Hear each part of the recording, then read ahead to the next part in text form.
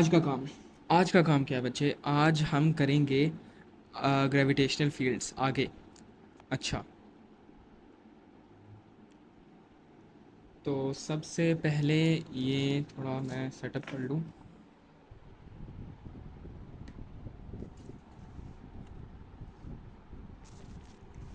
अभी ठीक होना चाहिए। अच्छा बेटा, आज हम करेंगे ग्रेविटेशनल फील्ड। बेटा, ग्रेविटेशनल फील्ड क्या होती है? देखो, हमने पढ़ा कि अगर एक मैस है और दूसरा मैस है, वो एक दूसरे को अट्रैक्ट करते हैं। सही है। तो बेसिकली हमने एक बड़ा मैस लिया। एक सेकेंड। एक हमने ये बड़े सारा मैस ले लिया और एक ये छोटू सा मैस ले लिया, यूनिट मैस कहते हैं उसको। सही है। तो इस बड़े मैस की जो एबिलिटी टू अट्रैक्ट है, वो एक महदूद रीजन तक है, एक महदूद एरिया तक है। ये आपको एरिया डॉटेड लाइन से नज़र आ रहा होगा। एक महदूद रीजन तक इस बड़े मैस की एबिलिटी टू अट्रैक्ट है अपनी तरफ छोटू मैस को। तो इसको कहते हैं ग्रेविटेशनल फील्ड। ये रीजन जो है जिसके अंदर इसकी एबिलिटी टू अट्रैक्ट है, इसको हम कहते हैं ग्रेविटेशनल फील्ड। तो इसकी जो डेफिनेशन है, इट इज़ कि gravitational field is a region around the mass up to which other masses will experience the gravitational pull. तो अगर इसको उर्दू में ट्रांसलेट करो तो उसका वही मतलब बनता है, या वही ट्रांसलेशन है जो मैंने आपको बताई, कि एक ऐसा रीजन जहाँ तक इसकी ability to attract other masses होती है। ठीक है, इसको मैं ज़रा लिख लेता हूँ। और आज हम ग्रेविटेशनल फील्ड के बारे में बात करेंगे। आज की क्लास इतनी लंबी नहीं है, थोड़ी छोटी ही रखूँगा। और इसमें हम सिर्फ ग्रेविटेशनल फील्ड की ही बात कर रहे होंगे। अच्छा, तो इधर लिख लो उसकी डेफिनेशन कि gravitational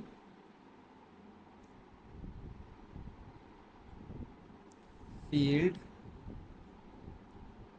is a region around the mass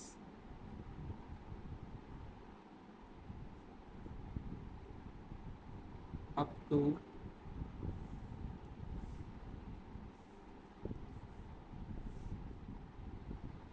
which other masses will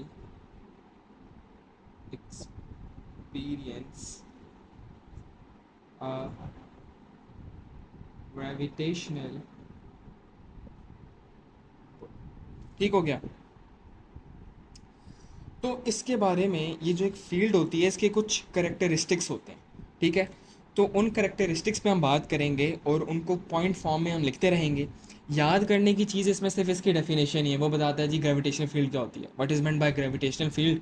तो आप इसमें एज इट इज़ ये डेफिनेशन जो आपने याद कर ली, रट ली, आप लिख सकते हैं। लेकिन ये जो अगले पॉइंट्स हैं, ये सिर्फ समझने के लिए हैं। एज सच इसमें से क्वेश्चन नहीं आ रहा होता, ये रटने की ज़रूरत नहीं है। लेकिन इसके बारे में कुछ ऐसे पॉइंट्स हैं, ऐसे करेक्टरिस्टिक्स हैं जो हमें लाजमी पता होने चाहिए। अच्छा बेटा, जो ग्रेविटेशनल फील्ड होती है ना, it is a vector quantity. क्यों?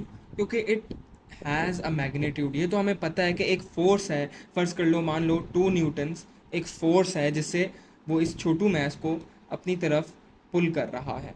ठीक है, इस रीजन के अंदर अंदर। ठीक है, लेकिन it has a direction as well. अब ये जो रीजन है, इस रीजन के अंदर अगर इधर मैस है, इधर छोटा सा मैस है, तो ये इसको किस तरफ पुल करेगा? इस तरफ या अपनी तरफ? अपनी तरफ पुल करेगा ना। So it has a direction. सही है। अगर फील्ड से बाहर है तो इस पर कोई पुलिंग फोर्स इसके ऊपर नहीं लग रही, तो ये सेफ़ है। लेकिन एज लॉन्ग एज एक चीज़ रीजन के अंदर है, वो उसको अपनी तरफ अट्रैक्ट करेगा। बेशक वो यहाँ पर हो, बेशक वो यहाँ पर हो, बेशक वो ऊपर हो, तो वो उसको अपनी तरफ टुवर्ड्स द सेंटर अट्रैक्ट करेगा। तो इसकी एक डायरेक्शन है। So it is a vector quantity. सही है। अब इसको फाइंड आउट करने के लिए हम एक यूनिट मैस इस्तेमाल करते हैं। यूनिट मैस कितना होता है? 1 किलोग्राम। सही है।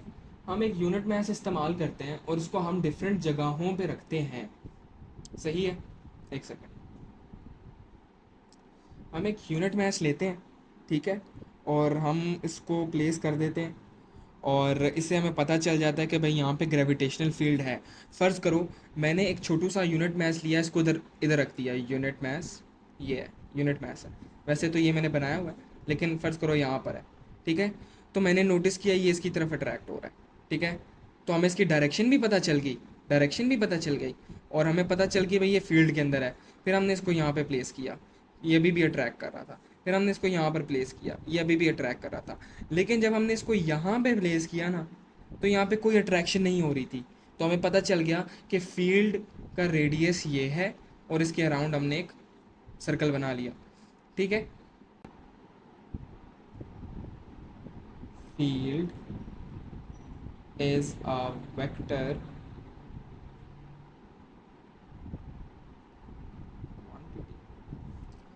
ठीक हो गया। We use a unit mass to detect the gravitational field. We use a unit mass to detect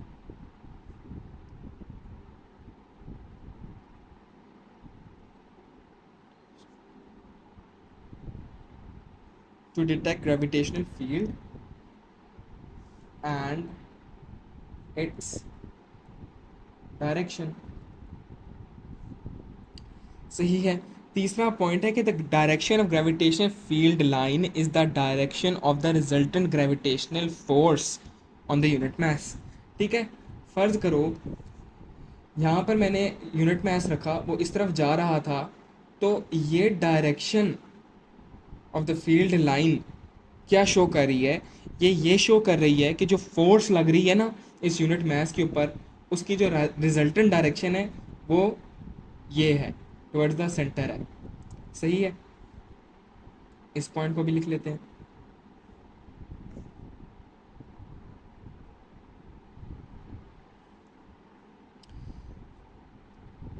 the direction of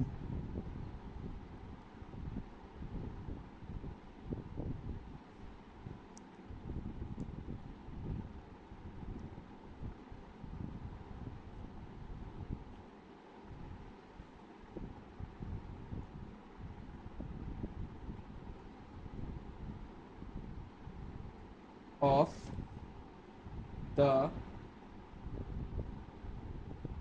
resultant, एक second, gravitational field is represented by gravitational field lines। अच्छा बेटा, exam में question आता है, इस साल आया था बल्कि, उन्होंने आपको एक मैथ्स बना दिया होता है, वो कहते हैं भाई ये मैथ्स है, ये मैथ्स है, ठीक है, अब इसकी फील्ड लाइंस ड्रॉ करो। अच्छा, ये रॉन्ग है बेटा, ये वाला तरीका रॉन्ग है। उसकी रीज़न ये है कि बेटा देखो, ये लाइंस इक्वल इन लेंथ नहीं है। देखो इसकी लेंथ थोड़ी छोटी है, इसकी लेंथ थोड़ी बड़ी है, सही है, पहली गलती। दूसरी गलती कि ये इस तरह नहीं बनी हुई, यानी आमने सामने नहीं है। अब ये देखो, ये दोनों आमने सामने, ये दोनों आमने सामने, ये दोनों आमने सामने, लेकिन ये आमने सामने नहीं बनी हुई, इवन दो सेंटर की तरफ बनी हुई है, ठीक है। बच्चे ने अपनी तरफ से सेंटर की तरफ बनाई हुई है, लेकिन ये आमने सामने नहीं है, इक्वल नहीं है, ठीक है। इवन नंबर ऑफ लाइंस नहीं है, odd number of lines draw कर दी। फर्ज करो आपने 1 2 3 4, ये 5 odd number of lines draw कर दी आपने, ये गलत है। इवन नंबर ऑफ लाइंस होनी चाहिए। आप ऐसे भी कर सकते हो, ऐसे, ऐसे। अच्छा, इनकी लेंथ बराबर हो, जैसे इनकी लेंथ बराबर है, this is the correct way, correct.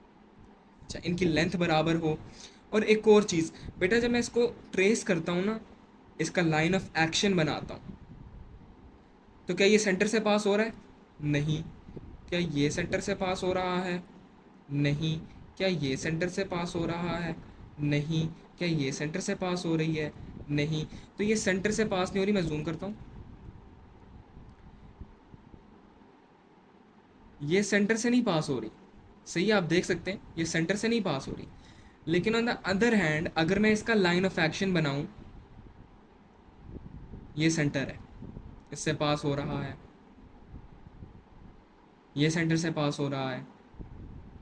अच्छा, ये लाइंस मैं थोड़ी बाइस्ड बना रहा हूँ क्योंकि ऑब्वियसली मैं भी फ्री हैंड कर रहा हूँ ना, आप तो उधर रूलर से करोगे, स्केल से करोगे, लेकिन मैं फ्री हैंड कर रहा हूँ इसलिए मैं थोड़ी बाइस्ड लाइंस बना रहा हूँ। ये सेंटर से पास हो रहा है, सही है। तो इधर मैं साथ छोटू सा लिख देता हूँ कि क्या चीज़ें ज़रूरी हैं करेक्ट होने के लिए। तो उसकी वजह यही है कि ये सिली मिस्टेक्स थोड़ी सी आप कर जाते हैं, तो इनको, ये काफ़ी इंपॉर्टेंट होती हैं, इन पे थोड़ा ध्यान रखें। Gravitational field is represented by gravitational field lines. तो हम लाइंस ड्रॉ करते हैं जिससे हम रिप्रेजेंट करते हैं कि ये ग्रेविटेशनल फील्ड है, सही है। लेकिन उन लाइंस के जो पॉइंट्स थे कि भाई उनको इक्वल इन नंबर होना चाहिए, इवन होना चाहिए, लेंथ इनकी बराबर होनी चाहिए, टुवर्ड्स द सेंटर होनी चाहिए, ये लाइक सेंटर से पास करनी चाहिए, इनका लाइन ऑफ एक्शन सेंटर से पास कर रहा हो, वो पॉइंट्स भी हमने देख लिए। अब बेटा देखो, ये दो मैथ्स हैं, ये मैथ्स 1 है, ये मैथ्स 2 है, ठीक है, और बीच में हमारे पास एक यूनिट मैथ्स है। बेटा ये जो पॉइंट है इसके ऊपर कोई भी पुल नहीं लग रही, क्यों? ये इसको इस तरफ खींच रहा है, ये इसको इस तरफ खींच रहा है, तो ये कैंसिल आउट हो गई। जब कैंसिल आउट हो गई तो ये, इस पॉइंट को हम कहते हैं न्यूट्रल पॉइंट, सही है। इस पर कोई फोर्स नहीं होती और ये मिडिल में होता है if the masses are equal, ठीक है। हाँ, अब अगर एक मैस बड़ा है और एक मैस छोटा है और बीच में इसका हमने न्यूट्रल पॉइंट फाइंड करना हो, फिर हम कैसे फाइंड करेंगे? बेटा देखो, ये बड़ा मैस है हमारे पास, ये बड़ा मैस है, ये छोटा मैस है, तो इसमें जो न्यूट्रल पॉइंट होता है ना, it is closer to the smaller mass, closer to small mass. उसकी वजह क्या है? उसकी वजह यह है कि हमें पता है कि आप जितने करीब होते हो उतनी ज़्यादा फोर्स होती है, ठीक है। जितना रेडियस या जितना सेपरेशन कम होती है उतनी ज़्यादा फोर्स होती है। तो ये इसके करीब होगा और इससे थोड़ा दूर होगा तो वो बैलेंस आउट हो जाएगा, ठीक है, क्योंकि इसका मैस ज़्यादा है ना, मैस ज़्यादा है और इसका मैस कम है, तो उसको बैलेंस आउट करने के लिए ना it is nearer to the smaller mass. या आप रट्टा भी लगा सकते हो कि the neutral point if the masses are not equal it is closer to the smaller mass. ये बताना ज़रूरी है। अगर कोई क्वेश्चन आ जाए कि भाई ये बड़ा मैस है, ये छोटा मैस है, इन दोनों के बीच में एक पॉइंट सेलेक्ट करके पॉइंट लगा दो जहाँ पे आपको लगता है कि न्यूट्रल पॉइंट होगा, ठीक है। तो आपने क्या करना है कि you will draw a point nearer to the smaller mass. बस ये छोटी सी बात थी, मैंने करनी थी आपके साथ। एक क्वेश्चन आ जाया करता है एग्ज़ाम के अंदर, हो सकता है जब आप पेपर देने जाओ तो पहला क्वेश्चन का पहला पार्ट ही ये हो कि जी डिफाइन ग्रेविटेशनल फील्ड लाइंस। काफ़ी दफ़ा आया, काफ़ी रिपीटेटिव सा सवाल है और एग्जामिनर का पसंदीदा है, करता होता है ये हमेशा कि भाई डिफाइन ग्रेविटेशनल फील्ड लाइन। तो आपने उधर जाके ये लिख लेना है कि the tangent to the gravitational field line gives the direction of the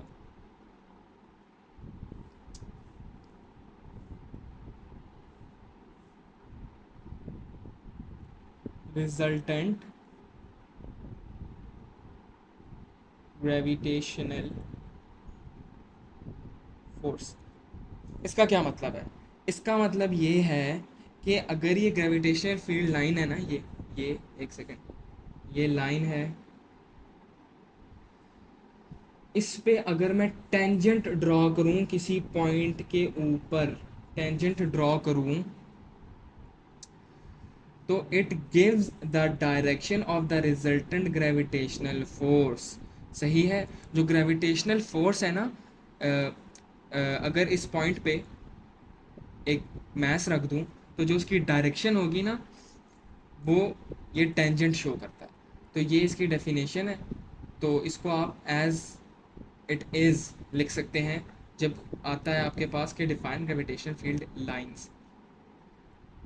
सही है। अगले पॉइंट क्या है? Gravitational field lines are radially inwards. सही है। ये हम पहले भी डिस्कस कर चुके हैं कि भैया टुवर्ड्स द सेंटर होते हैं, अलोंग द रेडियस होते हैं, और इनवर्ड्स होते हैं। ठीक है। और एक और चीज़ कि ग्रेविटेशनल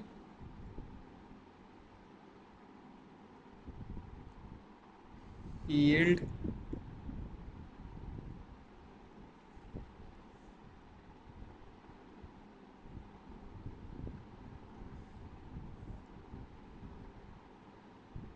डिपेंड्स ऑन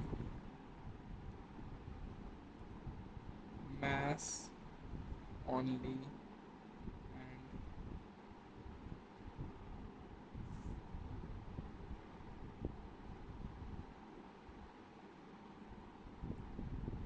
अच्छा, gravitational field depends on mass only and it does not depend on volume.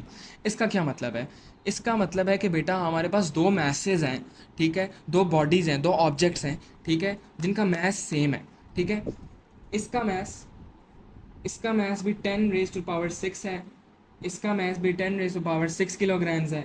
ठीक है। लेकिन इन दोनों में एक फ़र्क है।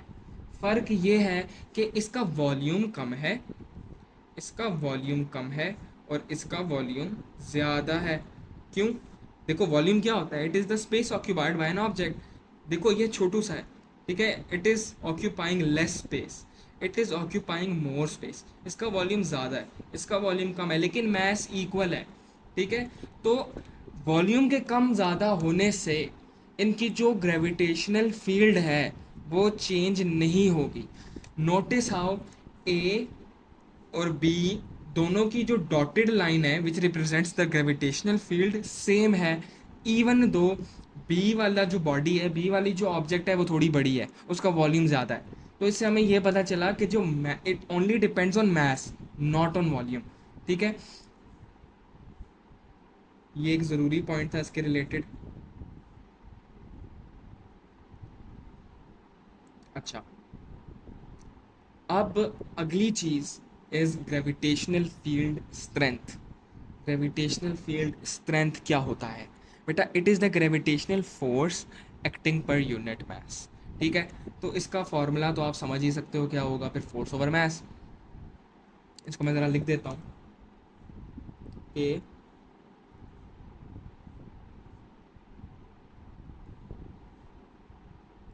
It is gravitational force acting per unit सही है। और ये भी एक वेक्टर क्वांटिटी होती है।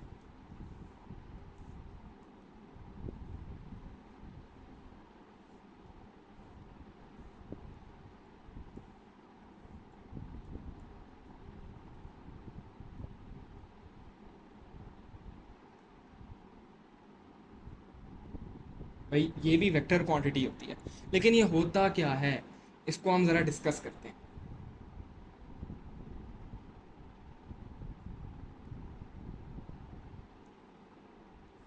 बेटा ये यूनिट मैस था, ठीक है, ये इस फील्ड के अंदर है, इस बड़े मैस एम की, इस एम की फील्ड के अंदर ये यूनिट मैस पड़ा हुआ है। ठीक है।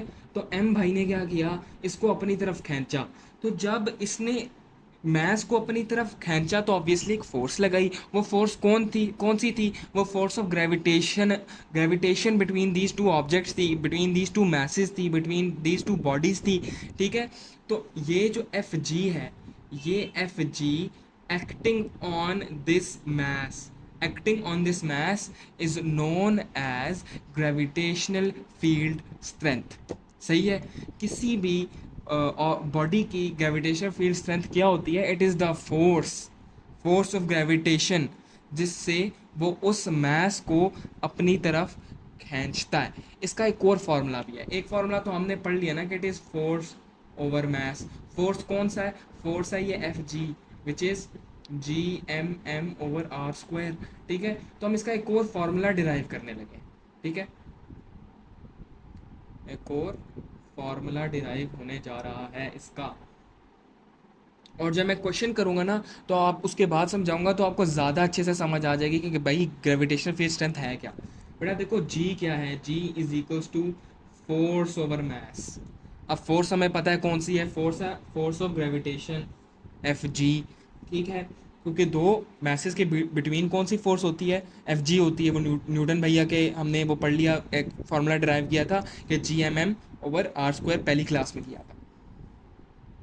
अच्छा, तो इसको हम ज़रा खोल के लिख लेते हैं। G M mass one, M mass two over R square over mass one. सही है?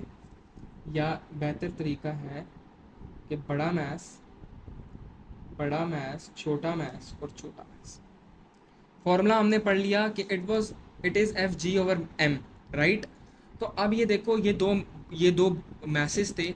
ये मैस वन था, बिग मैस था। ये मैस टू था, स्मॉल मैस था। हमने पढ़ा कि every mass attracts the other mass and they have a force between them which is known as force of gravitation. उसका फॉर्मूला हमने डिराइव किया G M over R square. और अभी हमने पढ़ा कि जी ग्रेविटेशनल फील्ड स्ट्रेंथ होती है force of gravity acting per unit mass. तो हमने देखा यूनिट मैस का क्या मतलब होता है सर? यूनिट मैस का मतलब होता है 1 kg मैस। सही है, मैस का एक यूनिट क्या होता है? मैस का किलोग्राम होता है ना, तो 1 किलोग्राम ये होता है यूनिट मैस। ठीक है, तो हमने देखा कि ये दो कैंसिल आउट हो रहे हैं, एम एम से कैंसिल आउट हो रहा है। तो हमारे पास एक और फार्मूला आ गया इसका, हमने एक फार्मूला डिराइव कर लिया which is G is equals to G which is the gravitational constant, M which is the bigger mass over R square. तो अब हमने किसी भी बड़े मैस की हमने ग्रेविटेशनल फील्ड स्ट्रेंथ फाइंड करनी होगी, तो हम ये फार्मूला लगा सकते हैं। एक तो हम लगा सकते हैं एफ ओवर एम, ठीक है, और एक हम लगा सकते हैं G M over R square. ठीक है,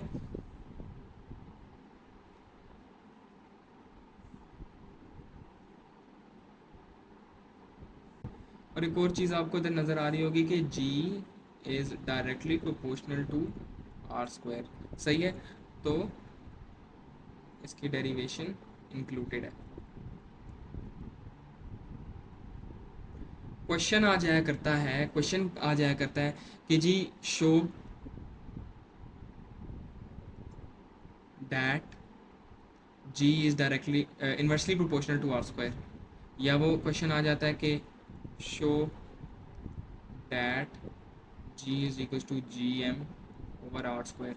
तो आपने ये three step one, step two और स्टेप थ्री वाली डेरिवेशन आपने लिख लेनी है। शुरू शुरू में तो आप रट्टा लगा रहे होगे डेरिवेशन का, लेकिन आहिस्ता आहिस्ता जैसे आप थोड़े इसको पढ़ते रहोगे बार बार और समझ लोगे इस कॉन्सेप्ट को अच्छे से, तो आपको ये रट्टा लगाने की ज़रूरत नहीं पड़ेगी डेरिवेशन। ठीक है, क्योंकि ये लॉजिकल है, इलॉजिकल नहीं है जिसको भाई आपने रट्टा लगा लिया। लेकिन फिर भी अगर आपको नहीं समझा पा रहे अपने आप को, आप भूल जाते हो और रट्टा लगाने को बेहतर समझते हो, तो आप रट्टा भी लगा सकते हो इसका। ठीक है, शुरू में तो आपको रट्टा ही लगाना पड़ेगा इन स्टेप्स का। अच्छा, एक एग्जाम स्टाइल क्वेश्चन करते हैं और फिर क्लास को एंड करते हैं। अच्छा, दो मैसेज हैं। एक मैस है हमारे पास 8 × 10⁻12 किलोग्राम्स। दूसरा मैस है 9 × 10⁻12 किलोग्राम्स। ठीक है, पहली चीज़ हमने फाइंड करनी है जी एट मिडल। जी क्या है? ग्रेविटेशनल फील्ड स्ट्रेंथ और distance of neutral point from A. अब मुझे सारे बच्चे, चैट खुली हुई है, बताओ कि जी न्यूट्रल पॉइंट किधर होगा? क्या न्यूट्रल पॉइंट मिडल पे होगा? Middle, option A, B, closer to 9, C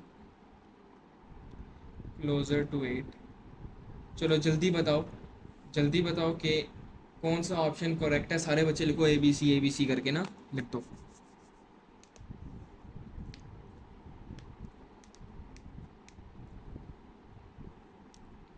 middle में नहीं होगा, मिडल वाले बच्चे सारे गलत हैं। काफ़ी सारे बच्चों ने ए कह दिया भाई। क्या क्या हो गया, खैरियत है ना? अभी पढ़ के आ रहे हो? जी भाई, ऑप्शन सी हमारा करेक्ट होगा। बाबर ने सही बताया।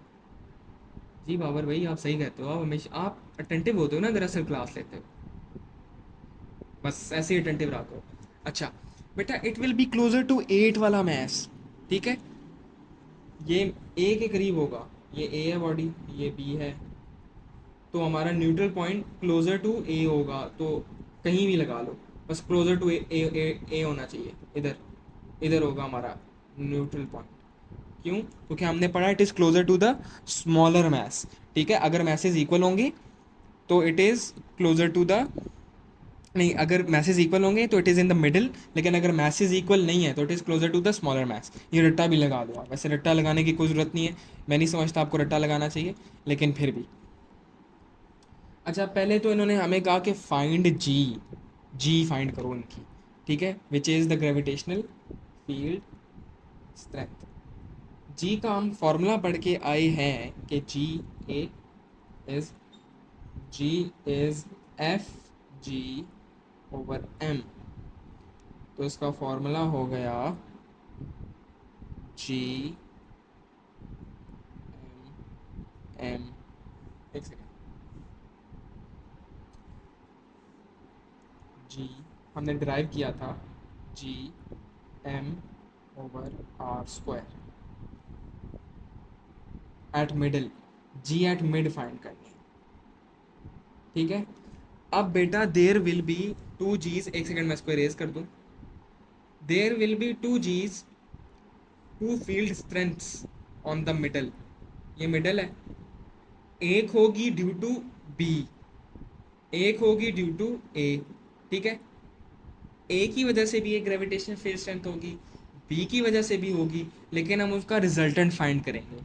एक इस तरफ होगी, एक इस तरफ होगी, हम इनको माइनस करेंगे और हमारे पास रिजल्टेंट आ जाएगा मिडल का, क्योंकि इसने हमें क्वेश्चन में कहा है कि find G at middle, find the gravitational field strength at middle. तो हमारे पास मिडल का आ जाएगा जी की वैल्यू। सही है? तो सबसे पहले हम फाइंड कर लेते हैं कि ड्यू टू ए, हमने इधर लगा लिया 6.67 इंटू 10⁻⁻11 इंटू 8 इंटू 10 12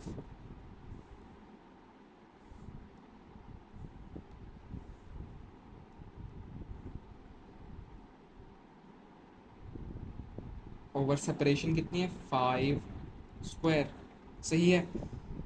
तो ये है 21.34। कैलकुलेटर पे एक्टिव रहो यार, वैसे मेरे पास है कैलकुलेटर, लेकिन के जी और due to B, due to B will be, अब इसमें हम बी का मैथ इस्तेमाल करेंगे। 6.67 इंटू 10⁻⁻11 इंटू 9 है ना, 9 इंटू 10 12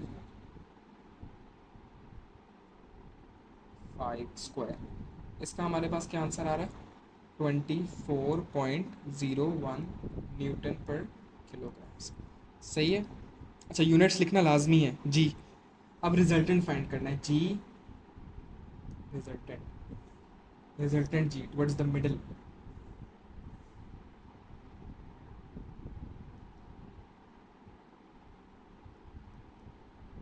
अच्छा बेटा, एक फोर्स इस तरफ लग रही है 24.01, एक फोर्स इस तरफ लग रही है 21.34।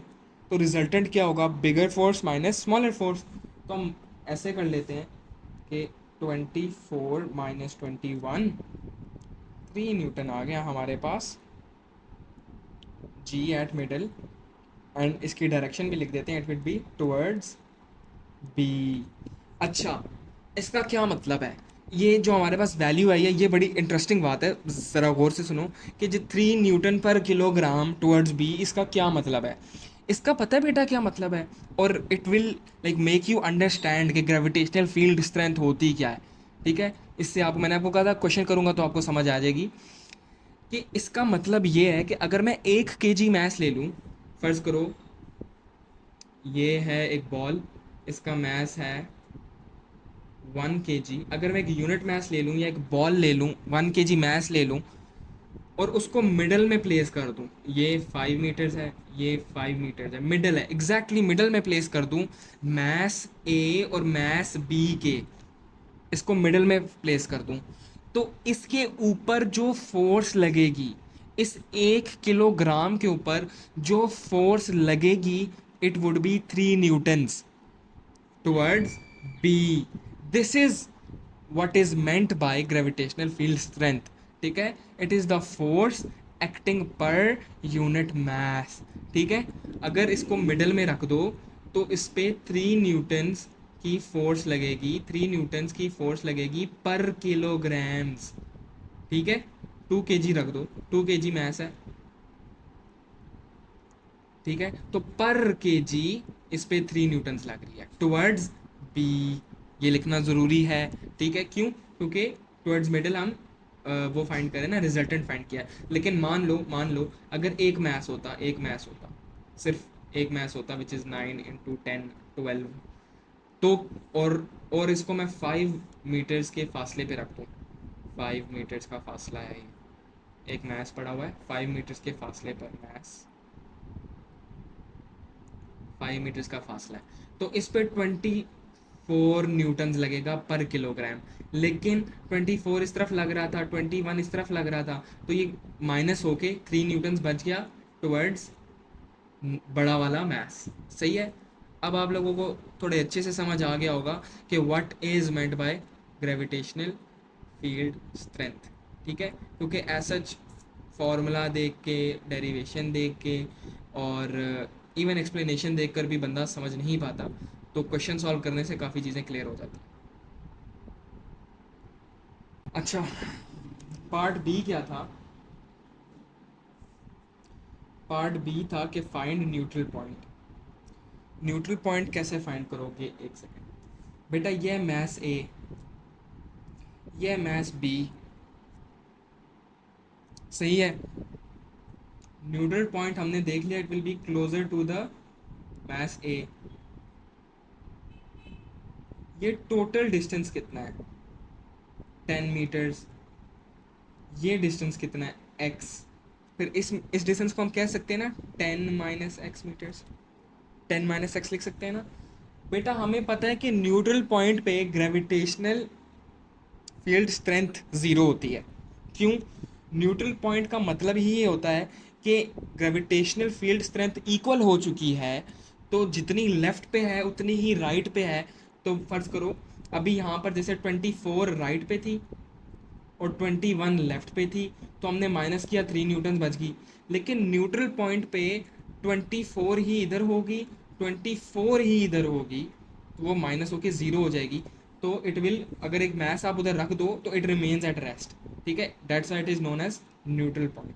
ठीक है, न्यूट्रल पॉइंट का मतलब ही ये है कि दोनों पे gravitational field G, gravitational field strength G of A and G of B equal हो चुकी है। तो क्या मैं एक इक्वेशन बना सकता हूँ? ये इक्वेशन हम काफ़ी सारे चैप्टर्स में, ओ लेवल्स में, ए एस में, A2 में इस्तेमाल करते हैं कि जब दो फोर्सेस इक्वल हो जाती हैं तो हम इनको एक दूसरे इक्वेट कर देते हैं। कैसे?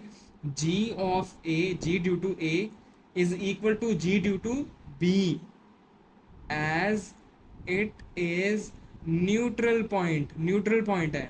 ठीक है, तो जितनी लेफ्ट पे उतनी राइट पे है, तो वो इक्वल है। ठीक है, तो हम फॉर्मूला लिख देते हैं। फॉर्मूला क्या है? G mass of A over R of A, और G mass of B R of B. बेटा जी जी से कट जाएगा। जी क्या है? यूनिवर्सल ग्रेविटेशनल कांस्टेंट है ना, ये कट गया। ठीक है,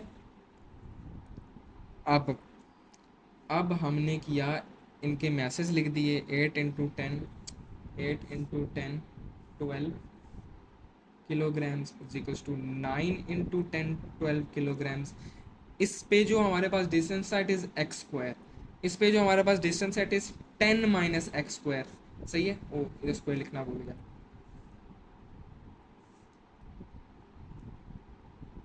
अच्छा एक मज़े की बात बताऊँ बेटा, ये प्रीफिक्सेस भी आप काट सकते हो, ये कट रही हैं, ये ऐसे काट दो, कैलकुलेशन ईजी हो जाएगी। अब जल्दी से मुझे एक्स की वैल्यू, अब ये हमारे पास नॉर्मल सी कैलकुलेशन आ गई है, अब मुझे कैलकुलेट करके बताओ। ये देखो ऐसे हो गया ना, 8 × 10 - एक्स। अब जल्दी से मुझे ये इक्वेशन सॉल्व करके एक्स की वैल्यू बताओ भाई, जल्दी से बताओ, कोई बच्चा स्मार्ट वाला बच्चा। बाबर भैया तुम ही बताओ, तुम बताओ, तुम तो अटेंटिव बैठे होते हो ना, जल्दी बताओ। X is equals to 4.85 metres, बताइए जी क्या ये सही है? मोस्ट प्रॉबली बच्चे रीचेक कर लेना। लेकिन आज का लेक्चर हम इधर ही ख़त्म करते हैं, और बाकी हम करेंगे अगली क्लास में इंशाअल्लाह। और आई होप आप लोगों को समझ आ गई होगी, ठीक है। इट वॉजेंट डैट हार्ड, मतलब बेसिक सी क्लास थी, इतनी मुश्किल नहीं थी। एक ही हमने क्वेश्चन भी किया है, exam based exam style question, और हमने देखा है कि एग्जामिनर हमें किस तरह आजमाता है।